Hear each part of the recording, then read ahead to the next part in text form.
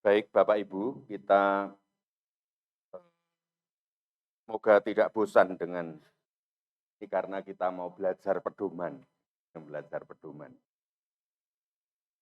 Sampai jam 10 kita akan mengenali hal-hal pokok yang perlu kita ketahui, yang perlu kita pahami sebagai pengurus lingkungan. Oh, belum.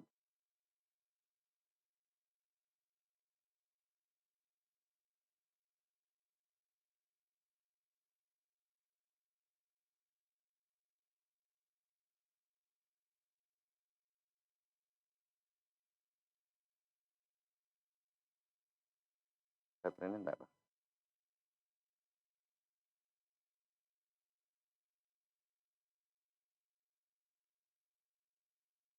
Karena kita adalah pengurus lingkungan, maka pertama-tama apa itu esensi lingkungan?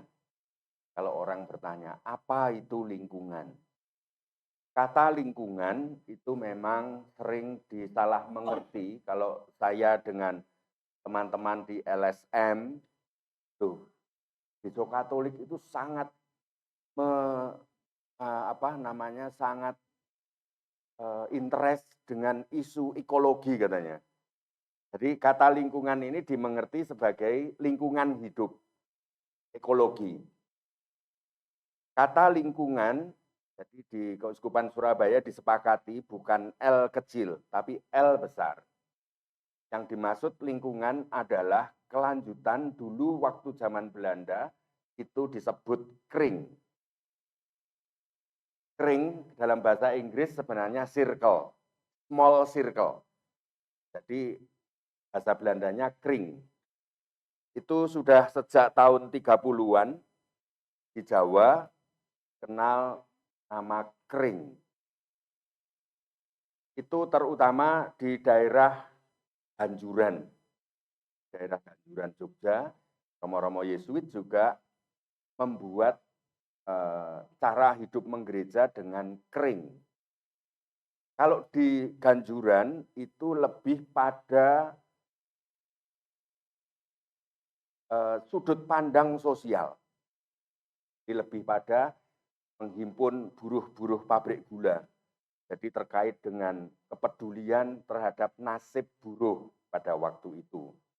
Pabrik gula yang sekarang namanya Minomartani itu.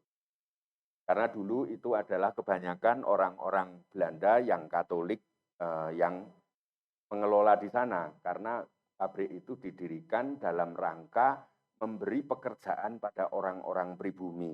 Sekitar itulah. Ya, sedangkan di Jawa Timur, istilah kring itu berkembang dari Blitar. Sekitar tahun 30-an. Kring yang dimaksudkan adalah membagi komunitas paroki Santo Yusuf, Blitar, itu menjadi kelompok-kelompok kecil untuk memperhatikan sekolah Yohanes Gabriel. Jadi dulu kalau di Jawa Timur konteksnya adalah pendidikan. Support terhadap pendidikan. Maka di paroki itu dibagi jadi kelompok-kelompok kecil untuk memperhatikan sekolah-sekolah supaya menjadi hidup dan berkembang. Lama-kelamaan, kring ini juga ditirukan di paroki-paroki lain terkait dengan daerah-daerah di perkotaan atau di pusat paroki. Pusat paroki umatnya kebanyakan lebih banyak daripada yang di desa-desa. Maka tempat-tempat di mana berkumpulnya orang jaraknya jauh dari paroki dan di situ biasanya romo berhenti untuk merayakan misa atau mengajar, maka di situ disebut stasiun. Stasiunnya romo. Maka dalam bahasa Belanda stasi itu tempat berhenti untuk istirahat, untuk pelayanan di sana. Karena jaraknya yang jauh dari paroki. Maka disebut stasi. Nah, stasi ketika semakin membesar, itu lalu juga dikembangkan lagi. Stasi jadi beberapa lingkungan. Nah, maka sekarang kita yang di kota, maka ada pembagian, tidak ada stasi. Paling kalau di Perak ada stasi Ujung, di mana di situ sudah ada kapel yang sangat tua untuk Angkatan Laut Belanda zaman dulu. Ada stasi Ujung. Nah, di Karangpilang, tempat-tempat yang jauh dari pusat paroki juga disebut stasi. Lalu di Sidoarjo ada stasi Porong. Jadi itu pengertian stasi. Di beberapa tempat ada yang wilayah sampai stasi itu kumpulan dari wilayah-wilayah, dalam wilayah ada lingkungan. Karena terus pemekaran. Tapi ada juga yang mana wilayah adalah kumpulan dari beberapa stasi, di mana di stasi itu ada lingkungan, bahkan ada stasi yang identik dengan lingkungan. Jadi ada macam-macam bentuknya. Kita tidak akan menggeneralisir itu, karena situasi konteks bisa berbeda-beda. Tetapi bahwa inti dari lingkungan atau kring itu adalah cara hidup menggerejanya umat Katolik, murid-murid Kristus, dalam persekutuan yang bersifat teritorial. Jadi ada persekutuan bersifat teritorial, ada persekutuan yang bersifat kategorial. Misalnya, PD karismatik, itu persekutuan yang bersifat kategorial. ME, itu persekutuan bersifat kategorial. KTM, dan sebagainya. Sedangkan ini persekutuan bersifat teritorial berakar pada keluarga dengan jumlah tertentu. Hidupnya saling berdekatan.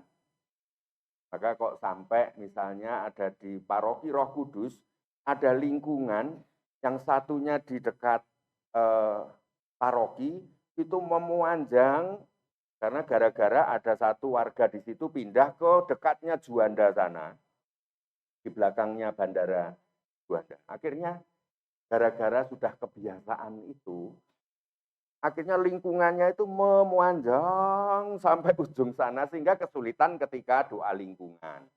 Giliran doa lingkungan itu menjadi sangat jauh. Sedangkan dibentuknya lingkungan itu bukan karena kekerabatan saudara. Oh, karena dulurku terus akhirnya berkembang di sana. Akhirnya teman-temanku yang di sini akhirnya pindah dan di perumahan sana, maka tetap dipertahankan satu lingkungan. Bukan itu maksudnya. Bukan masalah berbasis karena kekerabatan historis seperti itu, tetapi berbasis karena keluarga-keluarga itu berdekatan. Lingkungan itu memiliki pengurusnya, karena wajah kelihatan dari penggembalaan itu adalah pengurus. Kalau tidak ada pengurus, itu seperti domba tanpa gembala. Maka sebagai lingkungan, sebagai persekutuan, salah satu ciri hakikinya adalah adanya pengurus. Dan menghayati imannya secara mendalam melalui 5 aspek hidup menggereja. Jadi panca tugas gereja dihidupi di lingkaran kecil yang terdiri dari beberapa keluarga itu. 5 aspek menggereja itu adalah kerigma atau pewartaan, koinonia atau persekutuan. Jadi kita tadi malam sudah mendengar istilah komunio, dalam bahasa Yunaninya koinonia. Lalu liturgia, peribadatan. Martiria, kesaksian, dan pelayanan bagi masyarakat adalah diakonia. Ada 5 aspek hidupnya. Jadi cara menggerejanya tadi dalam 5 aspek, dalam 5 bentuk, dalam 5 dimensi. Dimensi mewartakan, dimensi peribadatan, dimensi persekutuan, dimensi kesaksian, dimensi pelayanan sosial. Dan lingkungan ini sebagai hakikatnya tidak pernah terpisah dari paroki. Karena apa? Paroki adalah himpunan komunionya lingkungan-lingkungan. Jadi lingkungan selalu menjadi bagian dari reksa pastoral paroki. Itu hakikatnya atau esensinya lingkungan. Lalu siapa warga lingkungan? Kalau tadi itu adalah keringnya, lingkungannya. Sekarang isinya, yaitu warga lingkungan. Yaitu setiap orang Katolik dan calon Katolik. Yang disebut dengan calon Katolik itu sudah mendaftar katekumen. Itu yang dimaksud di sini calon Katolik. Jadi tidak usah berdebat loh. Enggak, saya ini belum katekumen, tapi dia itu simpatik dengan Katolik. Itu tidak bisa disebut sebagai warga lingkungan. Tapi kalau sudah punya buku katekumen, meskipun belum dibaptis, mereka itu sudah menjadi warga lingkungan. Yang berdomisili, dari kata domus itu artinya rumah, yang rumahnya, domisili itu, tempat tinggalnya ada dalam batas teritorial lingkungan selama lebih dari 3 bulan. Jadi Bapak Ibu kalau orang di sana kos 2 bulan, itu belum bisa disebut sebagai warga. Tapi bukan berarti lalu tidak dilayani, tetapi kita tetap layani. Ternyata dia itu adalah orang dari Blitar, datang di wilayah itu karena dia kos sebentar, karena dia dalam proses berobat di RKZ misalnya. Maka karena kita tahu dia orang yang terbaptis, maka disitulah menjadi keluarga di dalam warga lingkungan di sekitarnya. Maka dia layak untuk menjadi perhatian dari warga lingkungan. Meskipun di daftar warga lingkungan dia tidak ada. Anggota lingkungan ini mendapatkan dan mengalami kasih penggembalaan. Jadi mereka warga lingkungan itu orang-orang yang berhak, bahkan ini istilah agak sebenarnya terlalu ekstrim. Berhak untuk mendapatkan dan mengalami kasih penggembalaan. Bukan berarti lalu semuanya dipasah bongkoan pada pengurus. Jadi yang berkewajiban untuk memberikan dan mengasihi itu bukan hanya ketua lingkungan, tapi setiap orang Katolik. Jadi satu sama lain saling mendapatkan dan mengalami kasih penggembalaan, terutama dari pengurus lingkungan. Agar apa? Kasih itu agar 5 aspek itu tadi bisa berkembang. Karena baptisnya, setiap warga lingkungan dipanggil semakin menjadi saudara seiman satu sama lain, bersedia dengan tulus melibatkan diri dalam kegiatan yang diselenggarakan oleh lingkungan, serta terbuka menerima siapapun sebagai saudara. Itu yang disebut dengan warga lingkungan. Nanti di dalam penjelasannya, warga lingkungan itu berjumlah berapa. Nah, sekarang tujuan adanya lingkungan itu sendiri. Untuk apa ada lingkungan? Kita baca terutama yang blok kuning ini. Yaitu supaya terwujud persekutuan iman. Jadi bukan persekutuan dagang, bukan persekutuan hobi, tetapi persekutuan iman. dari murid-murid Kristus. Sehingga setiap warga lingkungan saling mengenal secara pribadi. Jadi salah satu tujuan lingkungan adalah antar pribadi saling mengenal di lingkungan itu. Saling memelihara serta saling menumbuhkan iman. Supaya ini bukan terus, itu tugasnya ketua lingkungan, bukan. Tapi saling dalam antar warga ini bagaimana saling memelihara dan menumbuhkan iman dalam komunitas yang lebih kecil melalui 5 aspek itu tadi. 2, bahwa mengapa ada lingkungan, karena menjadi kekuatan di situ untuk saling meneguhkan di antara anggota. Tetapi terutama lingkungan itu adalah yang meneguhkan dan menopang paroki. Maka paroki tanpa lingkungan itu seperti atap tanpa tiang, nah kira-kira begitu. Sehingga tidak bisa terbentuk sebagai rumah. Ya. Maka tujuan dari lingkungan yang kedua adalah meneguhkan dan menopang komunitas paroki yang digembalakan oleh pastor paroki. Dengan cara apa? Komunikasi dan pengelolaan hidup menggereja yang lebih efektif dalam komunitas yang lebih kecil. Maka ketika ada efektif, maka ada manajemen. Maka ada tata kelola lingkungan. Supaya apa? Supaya pengelolaan hidup menggereja menjadi efektif di komunitas kecil itu. Lalu yang ketiga, tujuannya lingkungan itu adalah perutusan gereja paroki menjadi terwujud. Sehingga sebenarnya gereja, utusan gereja yang paling ujung, kalau ada istilah ujung tombak atau front line-nya gereja itu ya warga lingkungan. Jadi, gereja hadir di masyarakat itu konkretnya apa? Ya lingkungan. Lingkungan yang hadir di masyarakat RT RW di mana umat kita berada. Untuk menjadi garam dan terang dengan keterlibatannya dalam masyarakat melalui komunitas yang kecil-kecil. Jadi ada 3 tujuan adanya lingkungan. Untuk mewujudkan persekutuan iman para murid Kristus. Yang kedua, meneguhkan dan menopang adanya paroki.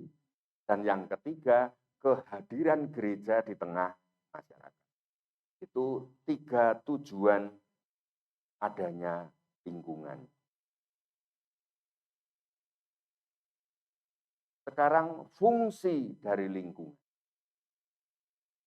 Ada 3 fungsi. 1, menghidupi dan menghidupkan iman. Sangat beda ya. Kalau menghidupi itu adalah bagaimana iman merasuk menjadi penghayatan pribadi-pribadi.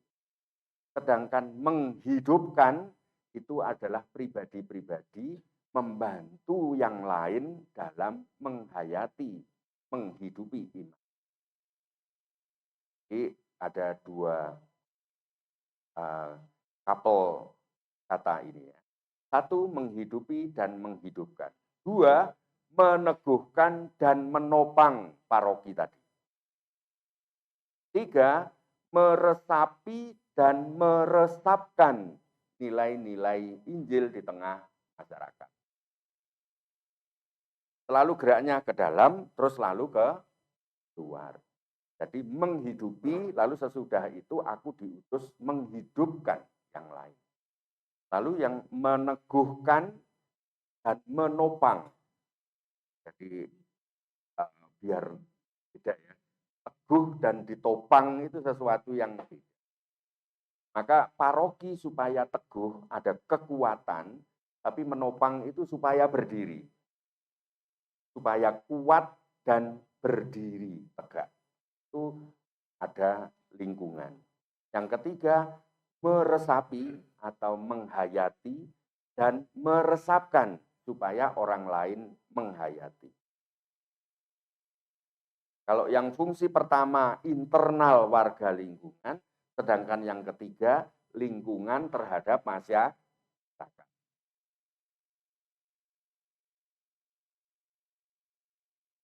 Sekarang jumlah warga lingkungan. Saya kasih angka gede itu supaya mudah ingat ini ya. 40, itu standar itu, standarnya 40.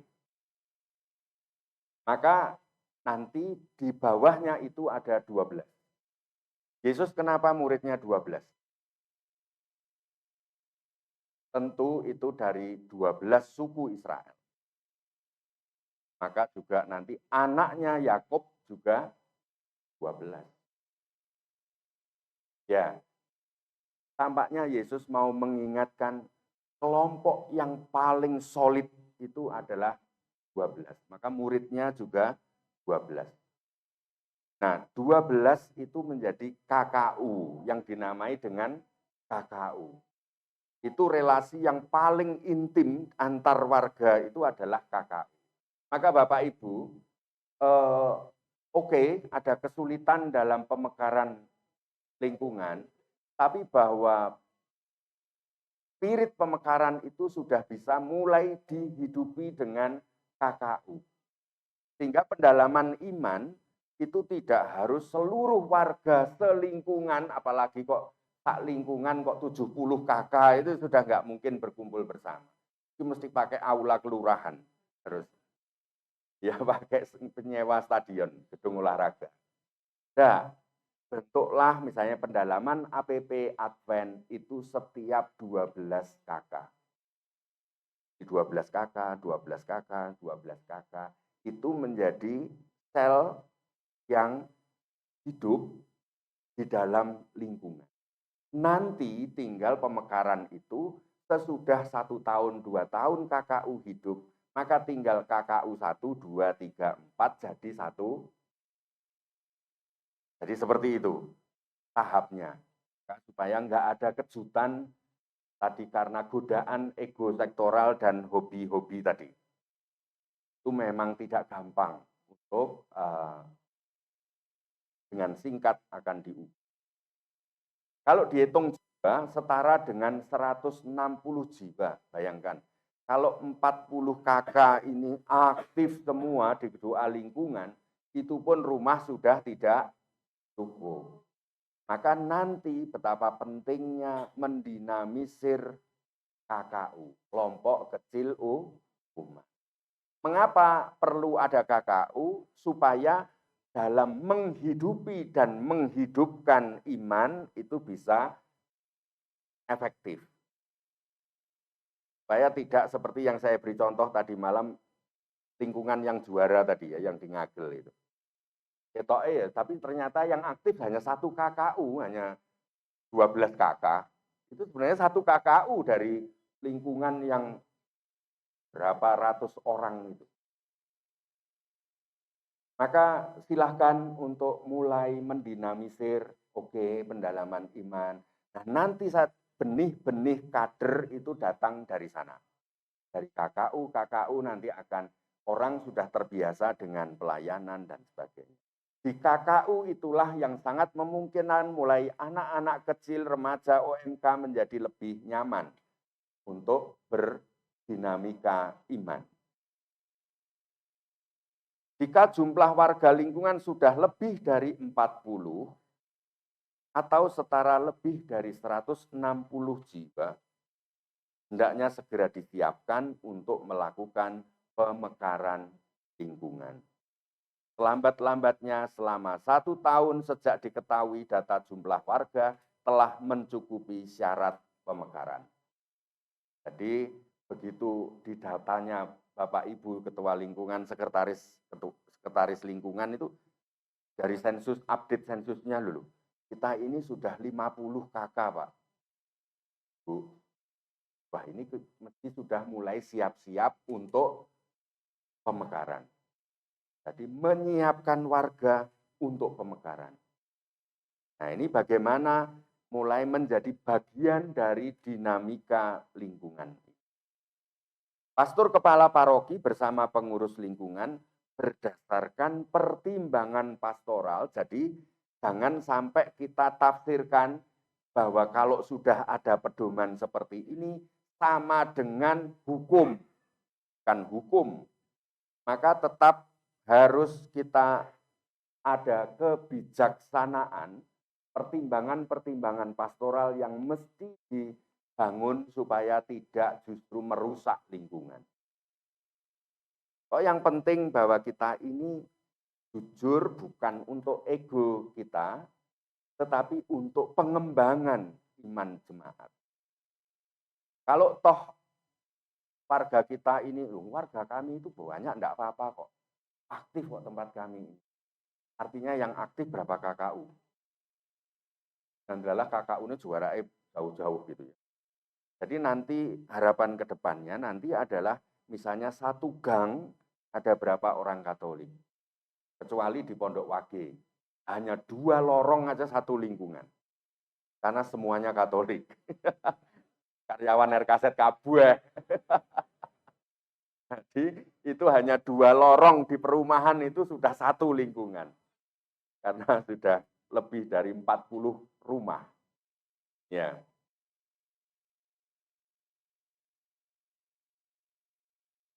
Batas lingkungan. Setiap lingkungan memiliki batas-batas teritorial yang telah ditentukan. Berdasarkan pertimbangan pastoral, batas teritorial ini bisa berubah. Jadi jangan sampai fanatik bahwa sungai itu adalah batasnya. Akhirnya sampai demi sungai itu mengorbankan kakak-kakak yang harus bertumbuh imannya. Karena ini faktor historis budaya kita. Ini terjadi juga di Ngagel. Perbatasan Ngagel di mana dengan Kristus Raja, itu batas-batasnya kebanyakan adalah sungai. Lalu muncullah paroki Kenjeran. Lalu ada Ngagel, Kristus Raja, Kenjeran. Lalu sekarang akan disiapkan Yosafat. Jadi wilayah Yosafat itu sendiri umatnya sudah 3.000 lebih. Ini akan jadi paroki. Tetapi warga-warga orang-orang senior yang fanatik dengan sungai tadi, ini adalah sejak zaman dulu ketika kita ini batas wilayah kita itu sungai Kejawen Putih itu loh. Sungai Kejawan itu. Nah, itu adalah batas kita. Ini batas kultural katanya. Waduh. Akhirnya sampai ngundang Vikjen supaya nengahi masalah sungai itu tadi. Maka dijelaskan lagi bahwa ini adalah demi pengembangan umat. Ini bukan memelihara cagar budaya sungai. Tapi adalah bagaimana efektif. Sehingga ada satu perumahan baru di belakang. Apalagi sekarang sudah dimekarkan lagi, ada stasi Yohanes Gabriel Perboa. Itu pusatnya nanti di hall-nya BM Pakuwon. Itu lantai 2 adalah gereja stasi. Karena bangun gereja tidak bisa lagi, sulit izinnya. Maka memanfaatkan lantai 2-nya hall konferensinya BM. Nah ini umatnya sudah lebih dari 2.000. Lalu itu tadi, karena faktor kultural sungai itu tadi, sehingga ada satu perumahan akhirnya nyempil sendiri, yang padahal aksesnya untuk peribadahan dekat ke Pakuwon, enggak, kamu itu warganya Ngagel. Malah mempersulit umat untuk misa. Ya. Maka kita hendaknya batas itu memang harus jelas. Jelas untuk pelayanannya supaya tidak tumpang tindih yang menyebabkan gegeran dan tidak menjadi blank spot. Blank spot itu berarti yoga dilayani lingkungan sana, yoga dilayani lingkungan sana. Nah, Bapak Ibu, pengalaman di paroki Pagesangan ini juga pemetaan ulang. Karena selama sekian tahun, 10 tahun lebih, peta lingkungan itu hanyalah disebut jalannya. Lingkungan ya Blasius 1 itu jalan Jambangan Gang 1 gang 2, gang 3. Nek perumahan anyar ning kono terus piye? Masuk lingkungan ngendi iki?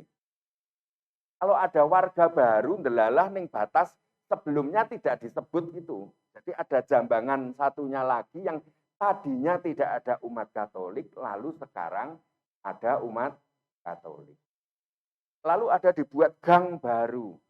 Enggak disebut kok, lingkungan kita ini hanya jambangan 1, 2, 3.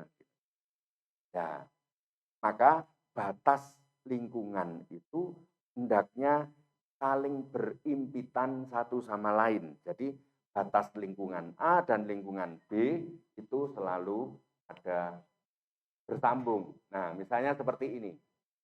Karena tiba ada orang Katolik buat rumah di sini terus masuk lingkungan ngendi. Jadi blank spot. Ya, maka batas itu sekaligus nanti meskipun ada warga atau tidak, bahwa itu coveringnya nanti lingkungan tertentu.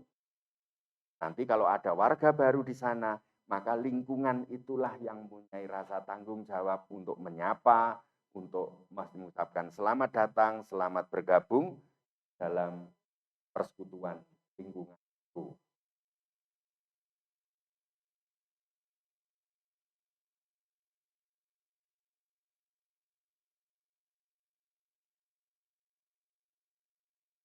Tentu ini bisa berubah karena pemekaran. Sehingga cara pemekaran itu tidak selalu misalnya, yang disebut pemekaran adalah lingkungan 9 dibagi 2. Pemekaran kadang berpikirnya begitu. Pokoknya pemekaran dibagi 2. Padahal bisa jumlah itu untuk menjadi lebih efektif dan mudahnya akses. Itu misalnya ternyata 7, 9, 7, 8, 9 ini di merger dulu lalu dibagi menjadi 2 lingkungan juga bisa. Demi efektivitas pelayanan. Sebagai contoh, di samping gereja Citraland, samping gereja, jadi gereja itu, gereja paroki itu berada di pinggirnya paroki. Memanjang sampai menganti sana.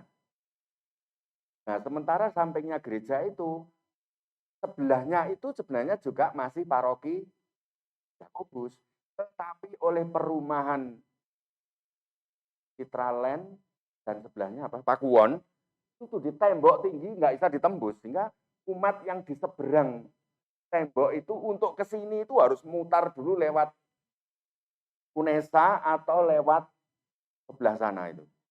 Terus tembus ke konsulat jenderal itu, lalu baru ke gereja. Bayangkan. Lalu karena fanatik misalnya tentang kedekatan, loh ini kan dekat antara gereja dengan sebelahnya kan dekat, maka dijadikan satu lingkungan. Lebih lah sembayangan. Itu terjadi juga di daerah Pondok Wage. Ternyata egonya perumahan, ini bukan warga yang mengadakan, menutup portal dengan tembok, sehingga tidak bisa akses lagi. Akhirnya kasihan sekali warga yang di sana untuk ke doa lingkungan di sebelah gangnya. Harus mutar lewat perumahan yang lain, lalu baru masuk lagi ke situ. Maka itu mesti tetap tidak boleh. Tapi ya itu tadi, yang kasus yang ini, yang kelompok kurnya itu tidak mau bisa. Kok yo egonya begitu besarnya. Iki loh, untuk doa lingkungan aja susah. Iya memang anggota kelompok kur itu punya mobil, punya motor, gampang gitu. Tapi warga yang selalu bisa jalan kaki, tadinya hanya bisa jalan karena ada gerbang, sekarang ditutup tembok. Maka mari kita mekarkan menjadi 2 lingkungan. Ya, sekarang sudah mekar jadi 2 lingkungan. Dan punya 2 kelompok kur. Jadi masing-masing sudah ada kelompok kur. Mengapa pemekaran ini terjadi? Karena nanti dari lingkungan-lingkungan stasi itulah embrio berdirinya paroki. Jangan terlalu sombong bahwa Karangpilang, paroki Karangpilang itu dulu stasinya katedral. Jadi dulu masuk wilayah paroki HKY. Termasuk sampai Citraland, Redemptor Mundi, Algon, Stefanus itu stasi wilayahnya HKY. Bahkan HKY itu sampai Yohanes Pemandi, sampai Santa Maria Annunziata itu parokinya HKY. Justru karena pemekaran-pemekaran lingkungan itulah gereja menjadi berkembang. Nah itulah itu menjadi paroki-paroki baru. GYB beranak pinak menjadi sakramen Maha Kudus, menjadi salib suci. Menjadi salib suci beranak lagi jadi cucunya GYB, yaitu Juanda. Ya. Puri Roh Kudus juga anaknya dari GYB. Jadi beranak pinak itu adalah sesuatu yang hidup, yang kecuali kalau memang egonya ibunya, wes pasang spiral aja di KB ben gak mana, ya bisa aja. Tapi lalu keluarga itu tidak berkembang. Ya. Surabaya HKY pun itu tidak boleh sombong. Dulu adalah stasinya Kepanjen. Jadi HKY itu stasinya Kepanjen karena gereja itu dibangun gereja yang ada di luar kota Surabaya. Jadi batas kota Surabaya itu jalan sampingnya TP itu apa? Kaliasin. Jalan Kaliasin Opak itu adalah batas kota Surabaya. Karena itu ladang semua kebun-kebun, maka lalu Romo Kepanjen, namanya Romo Fliraker, itu mendorong kepada Bruder mendirikan SMA Sinlui, Bruder Alusius, lalu mendorong Suster Ursulin pindah dari Kepanjen ke luar kota di tengah ladang itu, yang sekarang menjadi Jalan Darmo. Nah, lalu membuat gereja stasi, yaitu Hati Kudus Yesus di luar kota. Karena apa? Romo Fliraker sudah dengar akan berkembang kota, dibangun perumahan-perumahan elit, pejabat Belanda elit, itu di daerah Kupang. Dan akan dibangun bandara baru di Darmo, yang sekarang jadi Kodam. Jadi lapangan Kodam itu dulu landasan pesawat, ya, untuk pesawat bisnis. Nah, hal-hal seperti ini, keterbukaan terhadap situasi-situasi baru, perkembangan zaman. Nanti mungkin teman-teman yang di Taman Pondok Jati dan sebagainya, dari dulu tahun berapa itu sudah berhubungan dengan developernya ketika pembangunan Taman Pondok Jati, karena pemilik developernya itu orang Sidoarjo, bendahara Paroki Santa Maria Annunziata. Sehingga pada waktu itu sudah dirancang bagaimana di sana berdiri satu paroki baru. Sehingga nanti ada lokasi tanah yang untuk didirikan, tapi terbentur oleh demo dan perizinan. Sulitan. Ya, sampai sekarang akhirnya ruko itu. Karena belum bisa mewujudkan. Ya, jumlahnya itu sama dengan paroki di luar Surabaya. Umat di wilayah A dan A yaitu ya. D, wilayah D, Taman Pondok Jati itu sekitarnya, itu sama jumlahnya dengan umat paroki Mojorejo, lalu Resapombo, lalu itu satu paroki itu. Nah, bayangkan ini nanti akan menjadi masa mengambang, masif. Jadi masif, maka perlu kita bersama-sama memikirkan pengembangan, pemekaran, dan selanjutnya.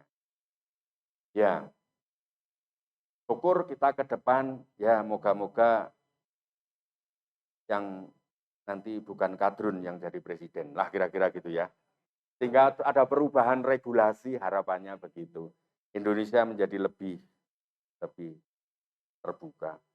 Dalam menentukan batas teritorial, di samping akses warga, ini untuk kepentingan yang jauh lebih luas, perhitungkan Misalnya batas RT, batas RW, itu kita manfaatkan untuk batas lingkungan. Tidak selalu harus identik dengan RT dan RW. Ya. Tapi batasnya RT dan RW itu kita manfaatkan menjadi batasnya paroki, batasnya lingkungan, batasnya wilayah. Bisa saja nyebrang ke RW lain. Atau desa itu batas desa. Nantinya menjadi lebih mudah, nanti lingkungan Yakobus 4 itu batasnya ya batas desa antara desa A dan desa B itu batasnya. Misalnya seperti itu. Nanti pemekaran juga hitung lagi batas RT dan RW. Mengapa?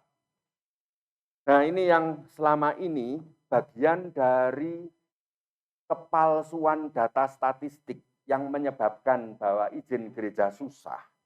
Itu pertama-tama kita tidak mampu, sebelum ada digital, kita tidak punya data umat berbasis desa. Sensus kita ini adalah data umat berbasis paroki, wilayah, lingkungan. Tetapi kita tidak punya misalnya desa, dengan itu desa mana Pak? Geluran. Sekarang ditanya oleh Pak Kepala Desa datang ke Jenengan. Jumlah umat Katoliknya desa Geluran ada berapa? Gitu kan kita agak kesulitan. Pak. Itu kasus di mana demo terhadap misa di Hendrikus, masalahnya sama. Maka wali kota bertanya lewat stafnya, gereja ini untuk mengcover desa mana saja? Lalu ditanyai, desa ini ada berapa orang Katolik? Yang disodorkan data jumlah umat menurut lingkungan. Ya gak ada. Tidak ada portofolionya di dalam pemerintah itu. Tidak ada. Nah, maka kita mulai juga kembangkan data sensus itu nanti berbasis desa. Ya, seperti di gereja Menganti yang baru akan diproses ini, permasalahan beringkang, mana lagi itu masalah kita nggak menjelaskan berbasis desa. Maka nanti misalnya, oh ini gereja ini untuk mengcover desa di kecamatan X. Kita ngomongnya dengan pemerintah, ngomong tentang stasi wilayah, maka betul atas pemerintahan. Ya.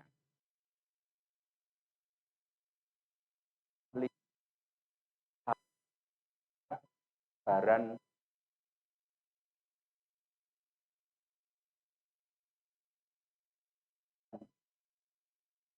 tiga komisi, jadi itu nanti ini pokoknya jumlah dan nama jalan. Di situ itu lansia semua. Terus sopo sing ngopeni iki nggo? Maka itu juga harus diperhitungkan. Lahirnya potensi-potensi baru warga. Jadi kalau keluhan lingkungan kami ini susah diajak untuk aktif, ajak untuk ini susah. Lalu pengurusnya ya orangnya ini saja sehingga akhirnya pengurus itu sampai tele-tele karena harus bagaimana mengatur pekerjaan, rumah tangga, dan gereja. Karena sedikit yang ambil bagian di dalam penggembalaan lingkungan. Maka bagaimana kita menggali potensi-potensi baru di dalam warga. Sehingga kita bisa berbagi tugas, sehingga jangan sampai gara-gara gereja, maka rumah tangga hancur. Itu dosa. Itu hal yang harus kita siasati bagaimana mencari solusi. Tidak gampang. Ya. Nah, dinamika lingkungan itu dipengaruhi 3 hal ini. 1, adanya pengurus. Maka bayangkan kalau pengurus di lingkungan itu bisa melibatkan banyak warga. Karena kalau nggak ada pengurus, semua diurus oleh ketua lingkungan. Wah, pas stroke awal muda ini. Iya. Ya seperti dulu itu juga gitu. Saya pikir kalau Vikjen ngurus sembarang ini, itu so stroke. Maka saya usul kepada Monsinyur, enggak, ini harus dipecah jadi dua. Untuk urusan-urusan seremonial dan urusan ke eksternal, pemerintah, ke hal pelayanan, krisma, dan bertemu pejabat, tamu-tamu, dan sebagainya, itu kan apalagi dengan pemerintah kan tidak ada jadwal yang jelas. Tiba-tiba besok pertemuan begini, para wakil KWI Jawa Timur, undangannya kayak gitu. Ya, sementara Vikjen juga harus menangani 15 komisi di keuskupan. Isa jeblok tenan, maka harus dipilah jadi dua. Maka ada Vikep pastoral dan ada Vikjen. Nah, urusan internal tentang program pastoral di keuskupan untuk menjadi koordinator Vikep teritorial dan kategorial, maka di situ dibuat pusat pastoral. Jadi, Vikep pastoral itu bukan karena lebih tinggi dengan Vikep lain, enggak, sama. Tapi ditugasi untuk mengkoordinir Vikep teritorial, maka dibuatlah pertemuan forum Vikep. Ada pertemuan forum ini, forum itu. Sehingga bisa berbagi tugas. Ya. Pengurus lingkungan itu hal-hal yang pokok kira-kira yang perlu kita pikirkan untuk diselenggarakan karena urusan 5 aspek hidup. Mesti ada ketua lingkungan, itu wajib. Lalu wakil ketua. Saya dengar di Taman Pondok Jati, wakil ketuanya 3 gitu ya. Sehingga bisa bagi tugas, bisa bagi-bagi. Semakin banyak yang mau jadi wakil ketua, baik saya kira ya. Jadi nanti wakil ketua urusan begini-begini, tolong jenengan ya Pak. Dan aku gak stroke gitu kira-kira. Apalagi warganya di wilayah PPJ itu, wih, banyak ya dari ujung depan sampai ujung belakang, kutub utara sampai kutub selatan ini. Ya, lalu sekretaris pun bisa nanti menjadi sebuah tim. Yang bagian surat menyurat, bagian notulensi, ada yang bagian misalnya untuk data, update data umat. Kalau diserahkan ke satu orang, pekerjaan rumah tangga bisa keleleran. Maka bagaimana ada tim yang solid. Lalu bendahara untuk bendahara urusan kematian, bendahara iuran, bendahara untuk nanti menghimpun APP. Bayangkan, selama ini beberapa tempat itu bendaharanya APP ngumpulkan amplop APP, yo ketua lingkungan. Yo. Terus kayak apa tugasnya ketua lingkungan itu? Menjadi sangat berat. Ya. Lalu seksi liturgi, karena kegiatan peribadatan di lingkungan itu mutlak, memang ada. Maka yang ngurusi seksi yang bagian liturgi siapa? Yang di dalamnya ada PUK, pemandu umat, itu misalnya untuk urusan pendalaman iman, untuk urusan pertemuan tingkat keuskupan, mandu, dan sebagainya itu. Jadi siapa? Lalu untuk urusan kur, sehingga nanti menyiapkan urusan seragam.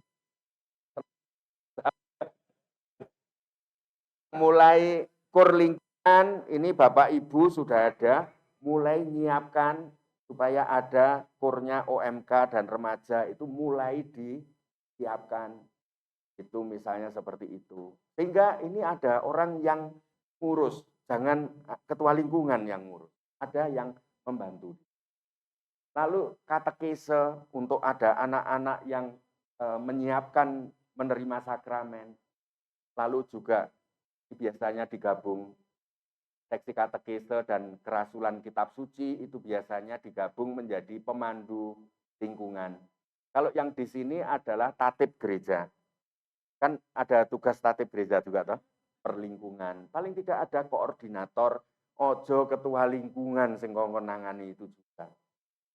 Bayangkan ketua lingkungan kalau sampai ngurusi gitu semua, akhirnya di paroki itu ada misa 5 kali, ketua lingkungan ada misa 5 kali di sana. Karena yang pertama ngurusi lektor, yang kedua kok ngurusi kur, yang ketiga tiba ya seksi bunga, wah terus ya pemandu lingkungan, orang-orang yang bisa saja mungkin asisten imam sekaligus pemandu lingkungan. Karena itu yang nanti untuk memimpin pendalaman iman di lingkungan. Syukur bisa lebih dari satu, sehingga ada kelompok-kelompok kecil itu bisa dibangun circle baru. Lalu seksi sosial itu juga menjadi sesuatu yang mendasar, karena melayani bagi umat yang berkebutuhan, kesulitan. Lalu ada, ini baru muncul sejak MUPAS kedua, yaitu seksi pengabdian masyarakat. Jadi ada warga lingkungan yang relasinya dengan masyarakat itu bagus. Itu diminta untuk urusan ini. Nanti tugasnya apa, nanti kita lihat. Lalu urusan seputar kematian. Itu ada orangnya. Ya, kalau pengurusnya semakin lengkap, semakin melibatkan banyak warga, itu menjadi lebih mudah.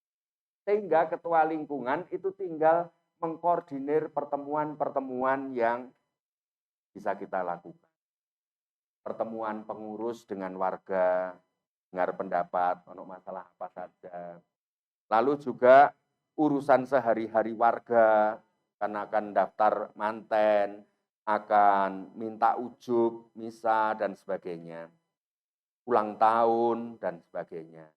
Urusan program dan kegiatan lingkungan dalam 1 tahun itu, kita sebaiknya ada program apa. Lalu urusan keterlibatan dalam masyarakat, kita rembukan. Piye carane kita ini ambil bagian dalam perbaikan got di perumahan kita ini. Bagaimana orang Katolik pionir di setiap RT untuk kebersihan lingkungan, misalnya seperti itu. Kalau ada pertemuan-pertemuan, ayo ya, pertemuan. Lalu ada kegiatan-kegiatan. Kegiatan yang melibatkan seluruh warga itu apa? Misalnya doa dari rumahnya masing-masing. Nah, mari Bapak Ibu jam 1 malam kita berdoa sak lingkunganmu. Siap-siap dipisui warganya. Siji wayang turu dak sembayang. Ya, telah diprogramkan oleh pengurus bersama warga dalam pertemuan warga lingkungan. Jadi kegiatan-kegiatan yang memang hasil dari buah pertemuan-pertemuan tadi. Lalu juga kegiatan yang merupakan program paroki, misalnya kegiatan update data umat. Itu kan datang dari paroki. Lalu ada apalagi misalnya. Lalu merupakan bentuk keterlibatan langsung dengan masyarakat sekitar. Itu kegiatan-kegiatan. Ada 17-an. Kita mikir, pengurus lingkungan, apa yang bisa kita terlibat di dalam 17-an ini. Nanti pemilu misalnya, apa yang kita bisa ambil bagian dalam pemilu. Ya. Sekarang khususnya keterlibatan dalam masyarakat. Hal apa yang kita perlu sadari?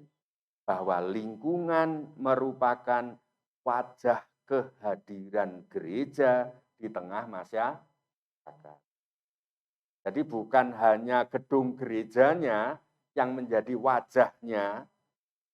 Kalau di pusat paroki, wajah gereja terutama adalah di security dan sekretariat. Lalu nanti sesudah tahap itu romonya. Jadi kalau sudah romone besengut, lambene iso dibundeli,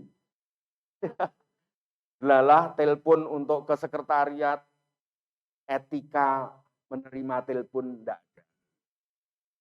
Lalu ke satpam, satpamnya gewalak dan sambil duduk nonton TV gini, ya cari sendiri sana.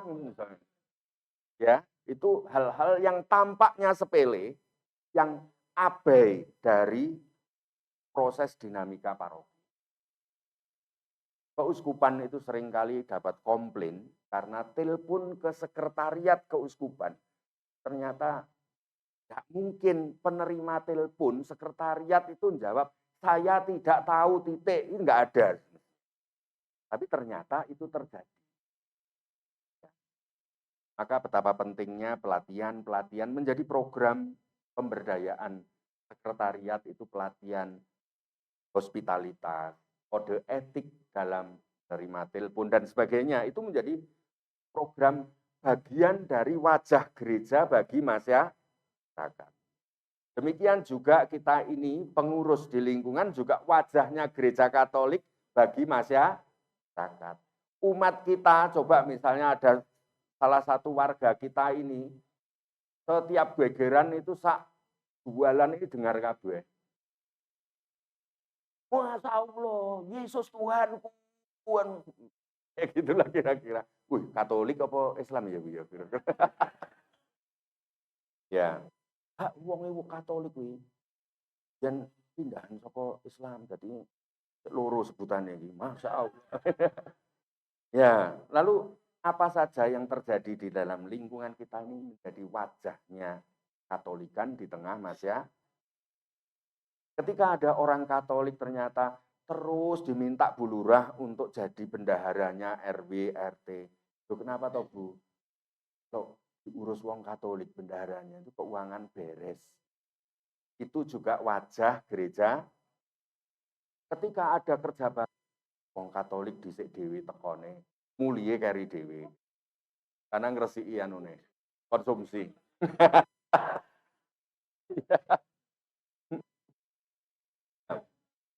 Tapi yang jelas bahwa untuk apa sebenarnya kita ini kok berpikir ngapain harus sibuk-sibuk mau terlibat di RT dan RW. Ya udahlah itu kewajiban warga RT dan RW. Aku sebagai orang warga ini secukupnya enggak. Anda di sana sebagai misionaris membawa wajah Kristus dalam kegiatan Anda di tengah masyarakat. Tanpa sepengetahuan keterlibatan anggota atau pribadi, upayakan untuk tidak mengganggu ataupun menjadi batu sandungan bagi keutuhan persekutuan dan bagi kemurnian perutusan gereja. Jangan sampai kita ini buai dengan Pak Kiai di sana gara-gara apa? Karena kita mau bangun gereja. Baru baik. Ya telat, kan telat lalu. Kita baik karena memang kita ini baik, bukan karena punya kepentingan apa-apa. Kita baik karena kita ini anak-anak Tuhan, Yesus. Itu alasannya hanya itu.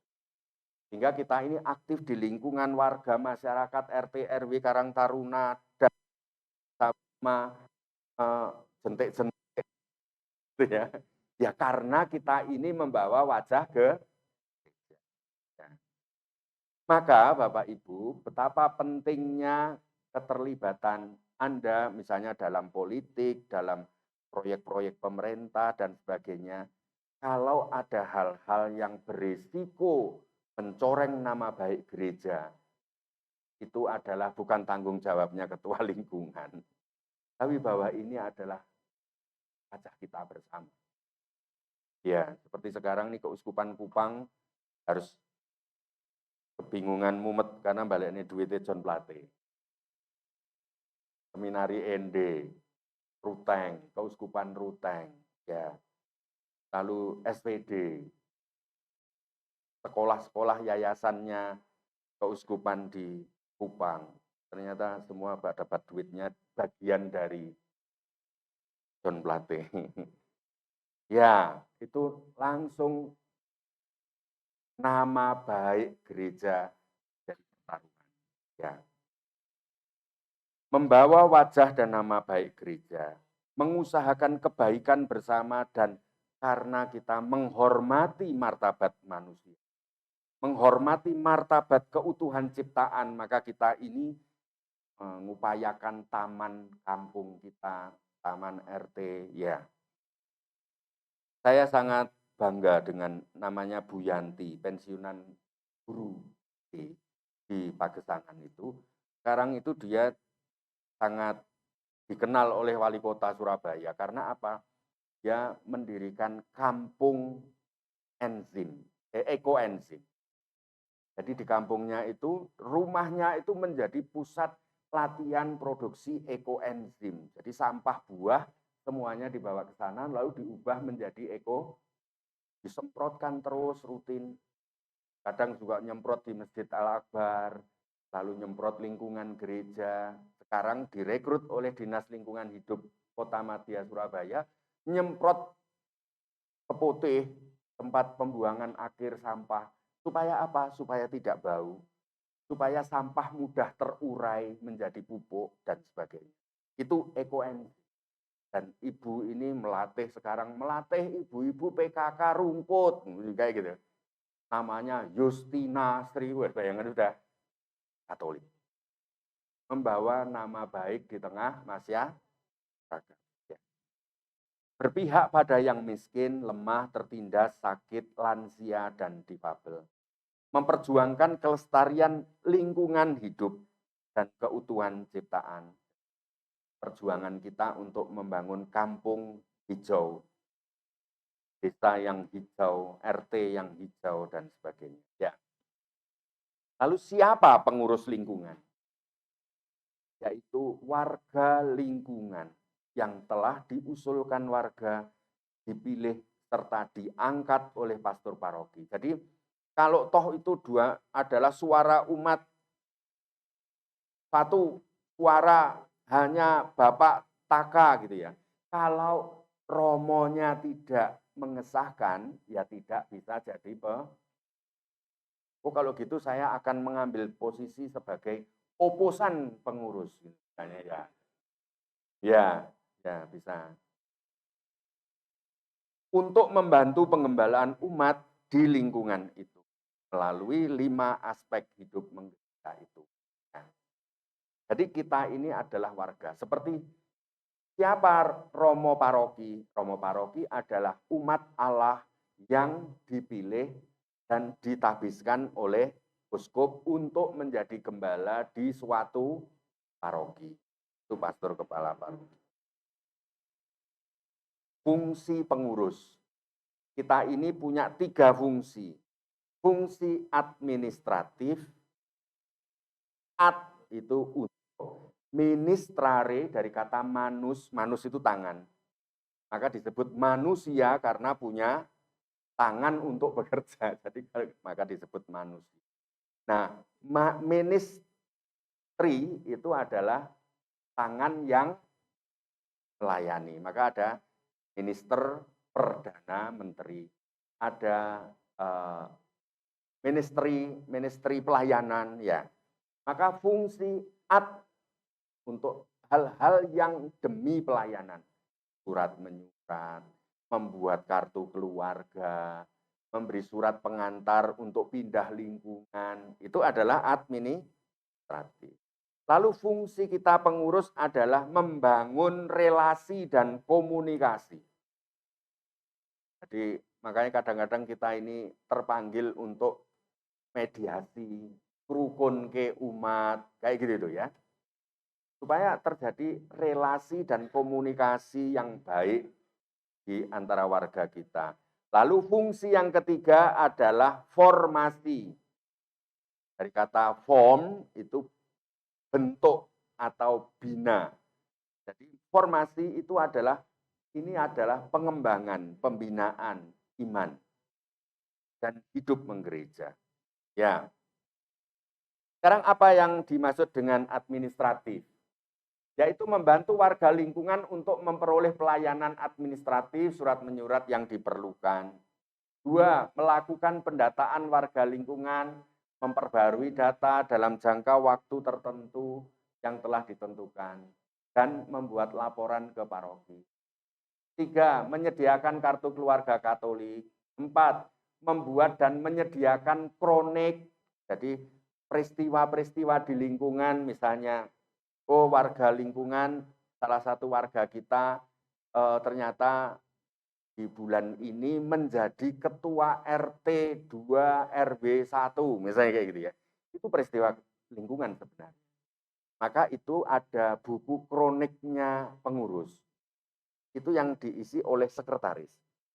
Maka sekretaris itu punya riwayat data-data kronologi bahwa pada tanggal ini diadakan pencalonan pengurus baru, tanggal ini dan oleh ini calonnya ini itu tercatat. Sehingga kita ini tahu persis nanti pengurus berikutnya bahwa di tahun ini ketua lingkungannya adalah siapa. Masih ya habis. Lalu digantikan oleh siapa, dan ini berguna untuk apa nanti? Sejarah paroki. Saya itu sekarang kesulitan ketika mau membuat sejarah paroki Sakramen Maha Kudus. Daftar pengurusnya di tahun 2000 siapa, tahun 2003 siapa, 2006 siapa. Ternyata tidak ada arsipnya, tidak ada catatannya. Nah itu karena kroniknya tidak jalan. Ya. Lalu notulensi, dokumentasi kegiatan. Saya dulu sangat bersyukur di paroki Santo Pius Blora, ada seorang om-om yang memang belum nikah, sampai jomblo tua. Tapi dia punya passion apa? Membuat katalog dokumentasi paroki.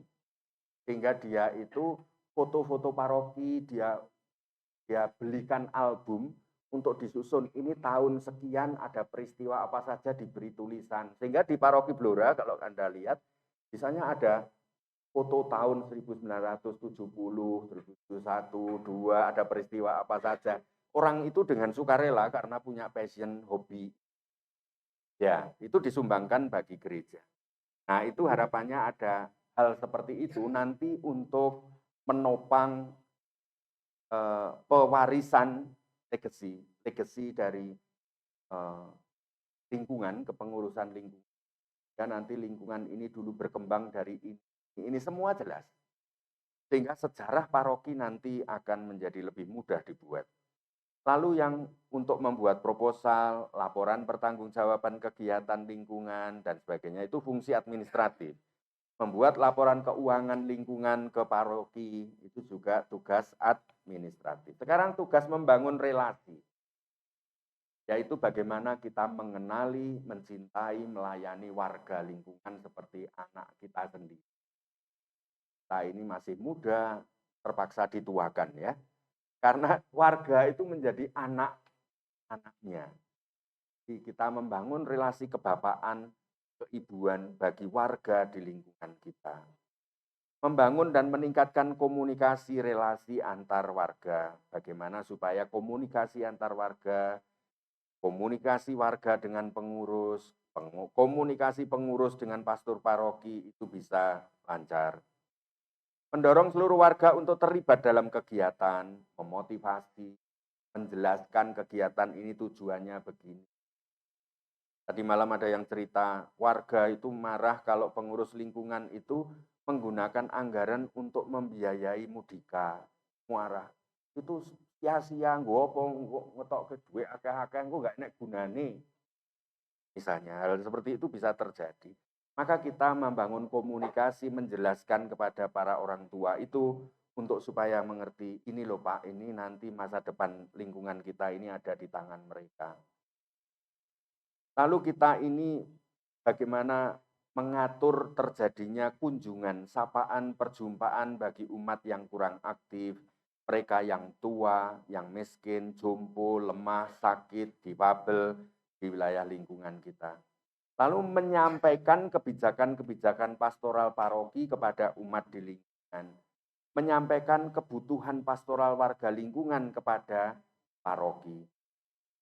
Mengikut sertakan warga lingkungan dalam peristiwa-peristiwa kehidupan lingkungan, misalnya ada yang ulang tahun, ada yang baptis. Saya mau menyampaikan secara khusus ini, Bapak Ibu mari kita bangun, kembangkan bahwa untuk masa depan anak-anak kita ini bagian dari pewarisan iman. Maka bagaimana anak-anak yang menerima baptis itu sungguh-sungguh mendapatkan ungkapan kasih sayang yang nyata dari warga lingkungan. Tidak harus dengan hadiah kado, enggak. Tapi datang, memeluk, memberi selamat, itu misalnya. Saya pernah mencoba di Sidoarjo, komuni pertama.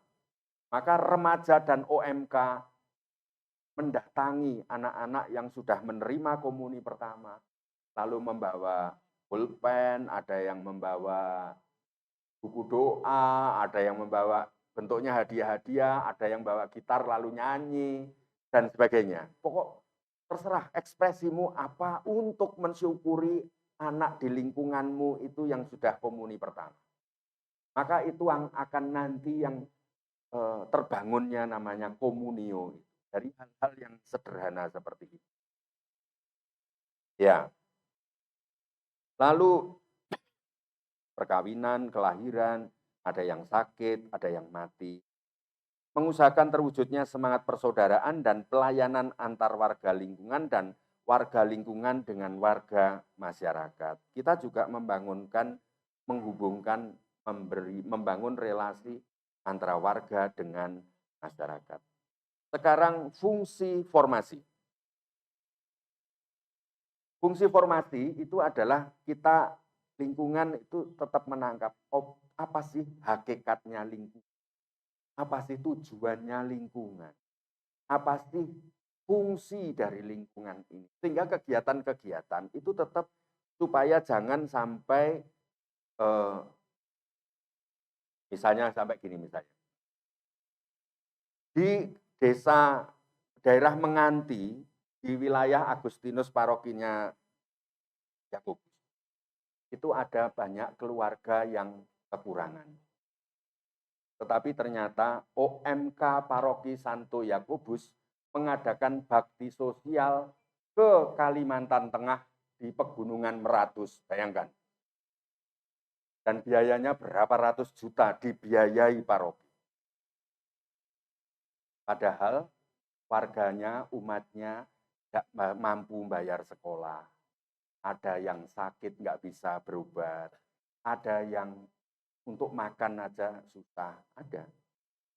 Nah, itu yang bagaimana terjadi link antara kebutuhan real warga dan bayangkan betapa sakitnya warga di Agustinus ketika mendengar ratusan juta untuk membawa bantuan sembako ke Pegunungan Meratus, bayangkan. Meratus atau di mana, kampung mana gitu. Ya, seakan-akan di Keuskupan Surabaya ini tidak ada orang miskin, belas. Tidak ada yang kesusahan, belas. Ya. Padahal stasi-stasi di Keuskupan kita ini, stasi yang bahaya tutup saat ini itu ada sekitar 30 stasi. Ada stasi yang umatnya tinggal 3, yang paling muda 60 tahun, ya ada. Ya, banyak hal yang bisa kita lakukan dalam solidaritas di Keuskupan ini. Ya, maka formasi itu adalah mendidik, membina, menyadarkan, mengembangkan, membangun semangat, sikap untuk benar sesuai dengan hakikat 5 aspek hidup menggereja itu. Memastikan bahwa keluarga, setiap warga memahami dan melaksanakan pancatugas. Jadi kita ini tujuannya semuanya maka ada panca tugas gitu terus ya. Karena apa ya? Memang intinya itu gereja itu. Maka di sana ada pewartaan. Piye carane keluarga itu di dalamnya ada pewartaan, ada ibadah, ada persekutuan, paguyuban, ada pelayanan sosial, peduli dengan tetangga. Bisa menjadi contoh bagi tetangga sekitarnya. Saksian hidup. Ya. Lalu kita memperhatikan perkembangan iman itu secara berjenjang. Mulai dari anak bayi sampai lansia. Bahkan sampai berangkat ke liang kubur. Itu menjadi perhatian kita. Jadi bukan karena minat kita ini OMK, maka kita ini hanya OMK yang kita layani. Tidak, tapi berjenjang sampai semua bisa terjangkau. Lalu setiap aktivitas lingkungan menjadi ruang tumbuh kembang secara berjenjang dalam pembentukan karakter Kristiani. Sehingga bisa tumbuh karakter, misalnya ya piye ya carane pengurus lingkungan itu membayangkan seperti pastor paroki untuk parokinya. Bagaimana ya supaya umatku ini mencintai Ekaristi. Bagaimana warga lingkunganku itu peduli dengan yang lemah, yang kesulitan. Bagaimana ya supaya warga di lingkungan ini solider dengan saudara-saudarinya. Bagaimana wargaku menjadi hormat pada martabatnya manusia ini. Bagaimana warga masyarakat umatku ini menjadi terlibat peduli dengan masyarakat, mencintai kelestarian alam, dan sebagainya. Ya, baik. Maka kalau Bapak Ibu dari pengalaman kami di beberapa paroki, kalau membacanya dari buku ini, wih, tugas ketua lingkungan ini enak rolikur. Gitu, manune. Kalau baca ini langsung 22. Padahal itu semua yang sudah dilakukan semua oleh ketua lingkungan. Bahkan ketua lingkungan sing pengurusnya macet, itu malah tugasnya lebih dari 22 yang dijalankan. Kalau disebut di sini 22, itu tiada lain sebenarnya apa? Itu unsur-unsur dari kepemimpinan. Bagaimana tugas ketua lingkungan itu memang memimpin, menggembalakan, membangun, mendorong warganya. Maka itu bisa dibaca di nomor 1, 2, 3, 8, 9, 10, 11, 12, 13, 14. Itu adalah masalah panggilan kita untuk membangun, mendorong, menyemangati, menggembalakan umat kita. Lalu kita mempunyai tugas untuk memberi info yang baik, mengkomunikasikan, membangun relasi. 4, 5, 20. Lalu mampu berani mendelegasikan.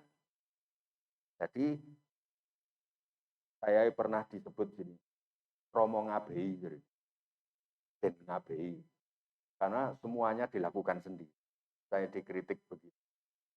Ya, mestinya adalah pemimpin yang baik, adalah mampu mendistribusikan wewenangnya untuk bisa menjadi lebih efisien waktu, efisien tenaga, dan efektif tepat sasaran. Karena ada banyak orang yang kita libatkan dengan tugas masing-masing. Maka disitulah juga proses kaderisasi terjadi. Lalu tugas ketua lingkungan juga mewakili warga lingkungan di paroki. Mewakili warga lingkungan di masyarakat. Itu di nomor 15. Lalu juga ketua lingkungan itu tugasnya menjamin dan mempertanggungjawabkan. Menjamin bahwa peribadatan pendalaman masa Advent dilaksanakan di lingkunganku. Itu dijamin oleh ketua lingkungan. Hingga kalau tidak, ini waduh gelisah, paling gelisah ya kita oleh ketua lingkungan. Zaman iman, udah sih. Aku ndelok ning grup ketua lingkungan, bodoh sharing foto-fotone bianter. Waduh lingkunganku. Terus kita mencoba untuk ngomong di grup di lingkungan. Bapak, Ibu, kita ini Sekarang masa Advent, mari kita mengadakan pendalaman Advent. Mohon nanti Bapak ini yang memandu acaranya dan tempat ini begitu misalnya ya. Sehingga menjamin dan sungguh betul terjadi. Nah, sekarang sekretaris lingkungan mencatat, mendokumentasikan tugas yang pertama, yaitu notulensi hal-hal yang terjadi dalam pengembalaan di lingkungan. Bukan hanya pertemuan, tapi ada pembicaraan, ada isu-isu pastoral apa dicatat. Lalu kroniknya lingkungan. Kronik lingkungan itu berbasis tanggal berarti ya. Ada tanggal ini ada peristiwa apa. Seperti ada di salah satu lingkungan perumahan di Sidoarjo yang ke arah Wonoayu ini. Ketua lingkungannya tahu bahwa hari pagi ini terjadi penangkapan Densus 88 di rumah tetangga persis umat Katolik warga lingkungan. Maka itu sebenarnya peristiwa kronik lingkungan. Bahwa di lingkunganku ada. Nanti juga di lingkunganku ada pengajian yang ternyata ini aliran ini. Itu menjadi catatan tanggal ini mereka mengadakan pengajian, pembicaranya ini. Saya itu menjadi catatan-catatan dari sekretaris untuk nanti menjadi analisis sosial di lingkungan kita. Supaya kita bisa menempatkan diri di tengah masyarakat itu posisinya bagaimana. Agama apa saja sih yang ada di lingkungan kita ini? Ada tokoh apa saja? Misalnya di perumahan Jenggala di Sidoarjo, ternyata ada satu tokoh HTI tinggal di situ.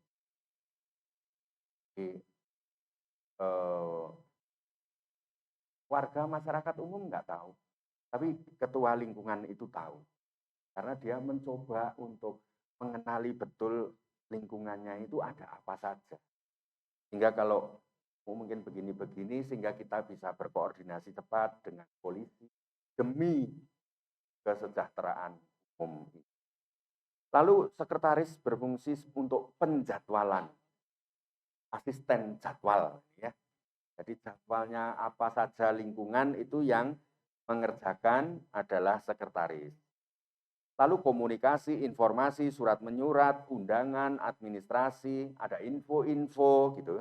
Itu adalah sekretaris. Lalu sekretaris juga mewakili ketua lingkungan ketika ketua lingkungan berhalangan atau ketua lingkungan bisa menugasi sekretaris untuk mewakili ketua lingkungan dalam forum di paroki atau acara lain ketika ketua lingkungan harus di luar kota karena usaha, karena kantor atau apa. Jadi selalu ada orang yang bisa diajak untuk tetap hadir dalam kegiatan-kegiatan. Lalu juga bertanggung jawab menjamin bahwa ada salinan kartu keluarga itu sungguh terkumpul. Lalu nanti itu yang kalau sesudah sekretaris masa jabatan selesai, itu semua sampai stempel itu adalah yang kita teruskan kepada pengurus yang baru. Lalu tentang data sensus, itu yang bertanggung jawab utama tentang update dan isi dari data itu adalah sekretaris. Lalu juga data-data dokumen inventarisnya lingkungan apa saja. Ada di suatu paroki, akhirnya lingkungan itu gegeran. Karena peralatannya sekolah minggu itu dibawa oleh pengurus lama dan tidak diberikan ke pengurus baru. Karena dasarnya apa? Loh, inilah hasil zaman jabatan kami. Ya kalian ya harus ngusahane dhewe. Aku dulu ya sadurunge ya enggak enak apa-apa kok aku mengusahakan kok. Lah terus karepe dienggo apa? Hanya itu tadi juga ego sektoral juga ya. Jadi yang macam itu. Ya. Maka data inventaris lingkungan apa saja yang dimiliki itu ada data. Inventaris di sekolah minggu, inventaris perlengkapan ibadat, inventaris buku-buku, inventaris macam-macam ya. Lalu Sekretaris lingkungan itu bertanggung jawab untuk menjadi anggota forum sekretaris lingkungan separoki. Jadi separoki hendaknya ada forumnya sekretaris untuk bisa sharing satu sama lain. Berikutnya bendahara.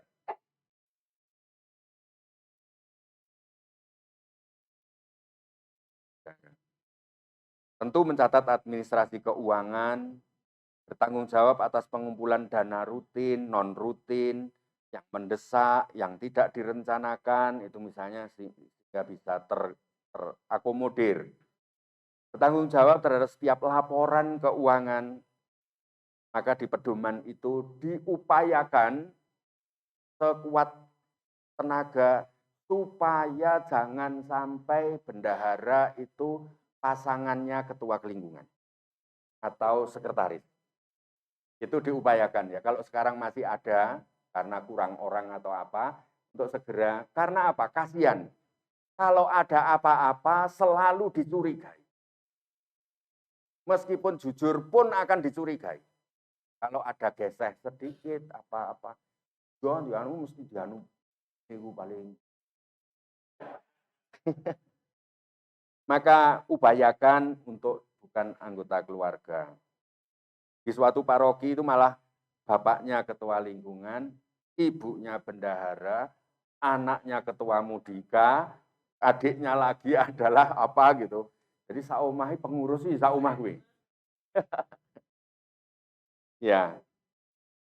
Dan delalah ada masalah tentang memakai iuran warga karena tanggus no pasti tak balikin delalah nggak bisa mengembalikan satu hari itu sehingga catatan jumlah uang dan catatannya tidak sama padahal yang nggak banyak mungkin hanya 50.000 atau apa untuk sumbang apa namanya mantan ini apa buwo dan tidak ngomong pada suaminya bahwa dia menggunakan 50.000 untuk buwo jadi masalah besar sampai geran dengan suami dirasani umat goro-goro uang 50.000 karena dalam satu keluarga.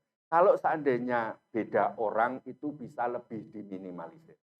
Ya, supaya nanti yang memegang uang, yang mencatat itu kalau diupayakan bendahara juga tidak hanya satu orang.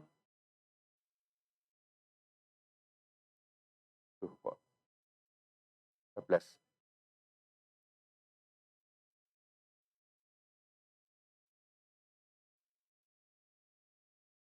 Ini.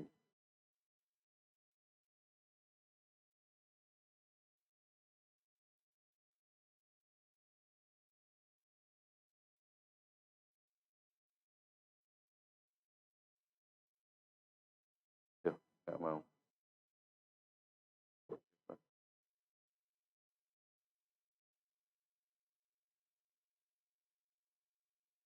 Apa sebabnya?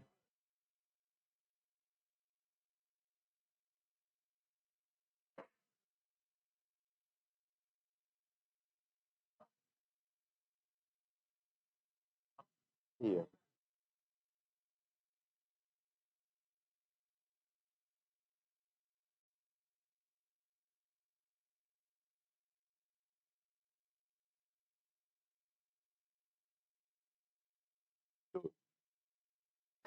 Perintahin. Sebentar. Oke. Ya, sambil leren sebentar. Ganti mungkin kecapean komputernya. Penuh kepahitan ini memang.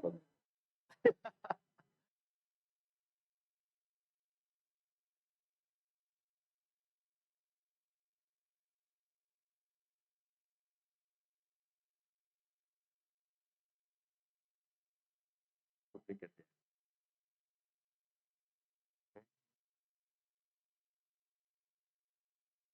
Ya.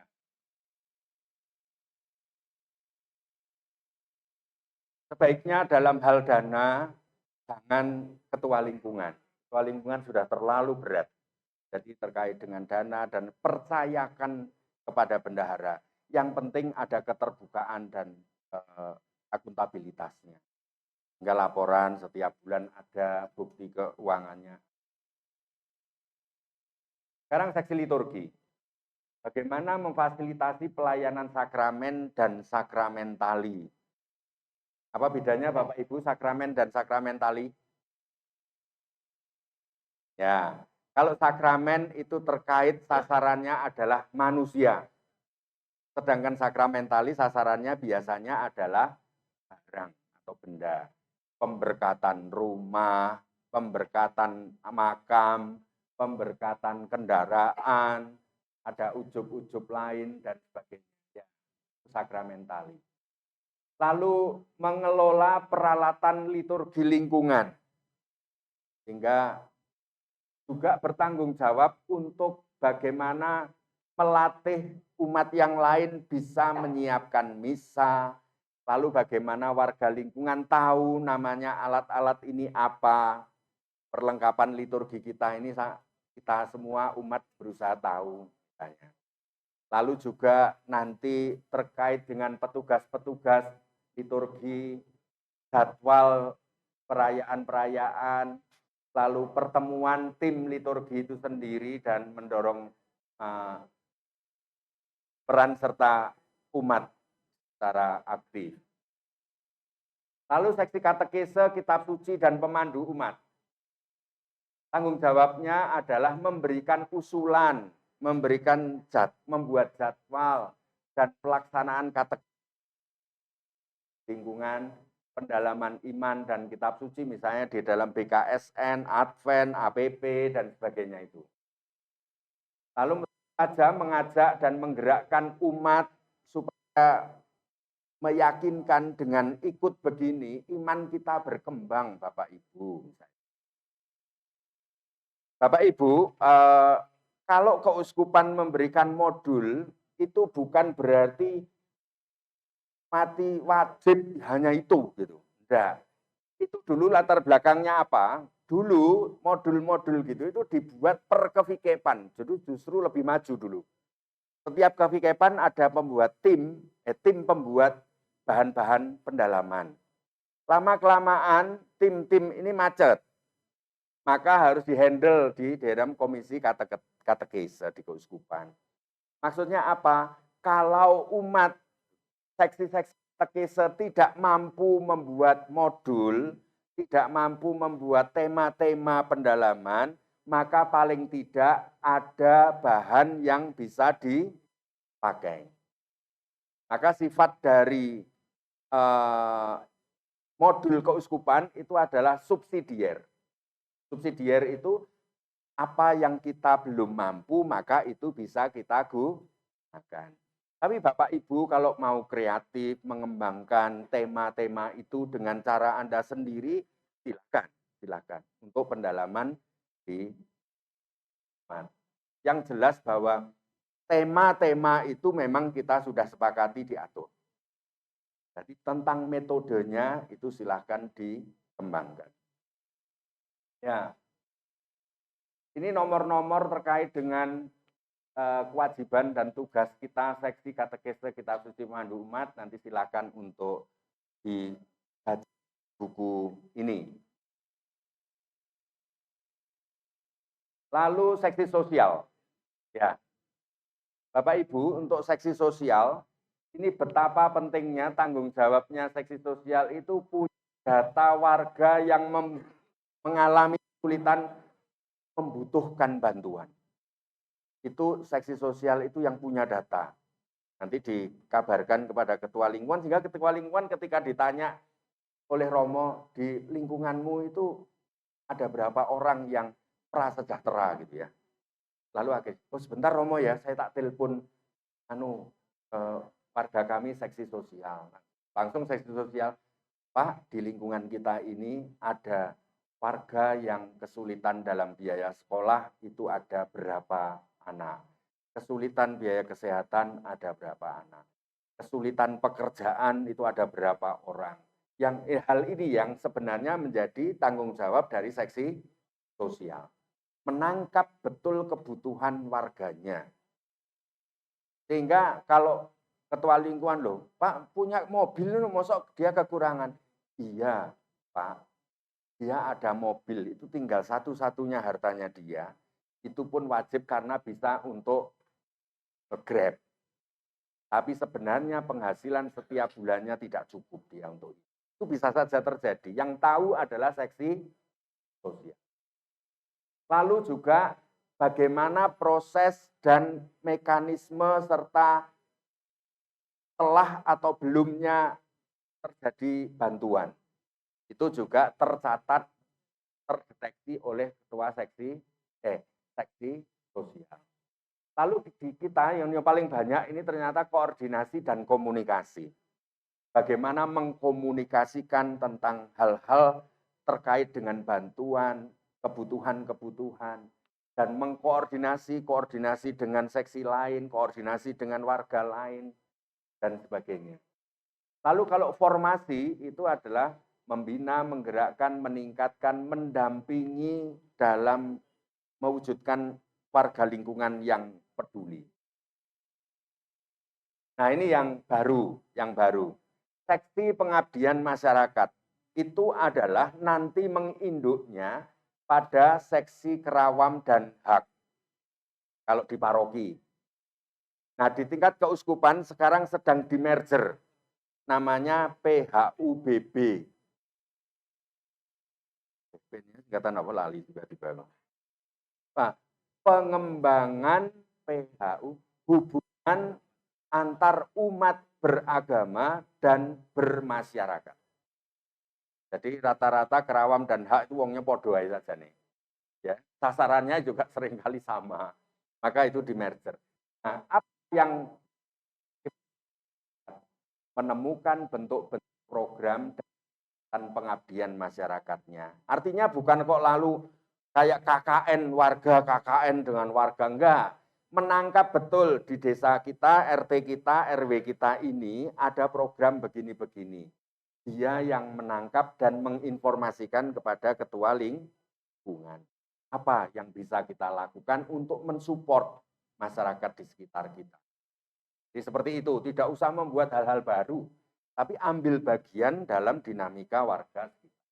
Lalu yang kedua, ini juga sangat penting. Data tokoh agama dan tokoh masyarakat di wilayah di mana kita ini berada. Tokoh beragama, tokoh agama Hindu di daerah situ siapa? Oh ternyata seperti ketika saya di Sidoarjo, selama ini kalau Idul Fitri itu terus pokoknya ke Kiai A orang NU ini. Wes setiap tahun wis kunjungannya rono kaya wis ritual. Ketika saya tanya, ketuanya Muhammadiyah siapa? Ketuanya LDII siapa di Sidoarjo? Ketuanya FPI siapa kira-kira di Sidoarjo? Nah, itu yang mencari tahu adalah seksi hak dan kerah. Maka ternyata adalah ketuanya Muhammadiyah. Ternyata itu di lingkungan saya Romo. Jadi itu adalah ketua Muhammadiyah Kabupaten Sidoarjo. Nah, mestinya hal-hal seperti itu silaturahminya Pak Romo Paroki ini nanti dengan tokoh Katolik adalah datang ke tokoh-tokoh agama yang ada. Hari Raya Hindu, siapa yang ditugasi membuat kartu di lingkungan kita, RT RW kita ini untuk memberi selamat kepada warga Hindu karena ada galungan, ada macam-macam. Jadi menggunakan media sosial, ngirim WA kami atas nama warga Katolik di lingkungan ini mengucapkan selamat Hari Raya Nyepi, misalnya seperti itu. Nah ini adalah seksi pengabdian masyarakat. Lalu gerakan persaudaraan sejati, solidaritas, ekologi, kepekaan, dan tanggap masalah bencana. Nah itu misalnya bagaimana itu bisa digarap bareng dengan warga sekitar. Lalu juga menghadiri dan terlibat di RT, RW, mewakili ketua lingkungan, mewakili umat Katolik dalam pertemuan-pertemuan desa dan sebagainya. Nah, kalau di buku ini, maka yang terkait dengan tanggung jawab itu nomor 1 sampai 4. Lalu terkait data, pentingnya data-data ini nomor 3 dan 4. Tentang tugas formasi kita membangun gerakan persaudaraan, solidaritas, kepekaan, tanggap, nomor 5, 8. Koordinasi dan komunikasi, nomor 9. Jadi itu untuk mengacu kita pada buku. Ya, saya kira itu yang bisa saya sampaikan untuk sesi pertama sebelum minum. Kalau mau ada pertanyaan atau tanggapan, saya persilahkan kita sebelum minum.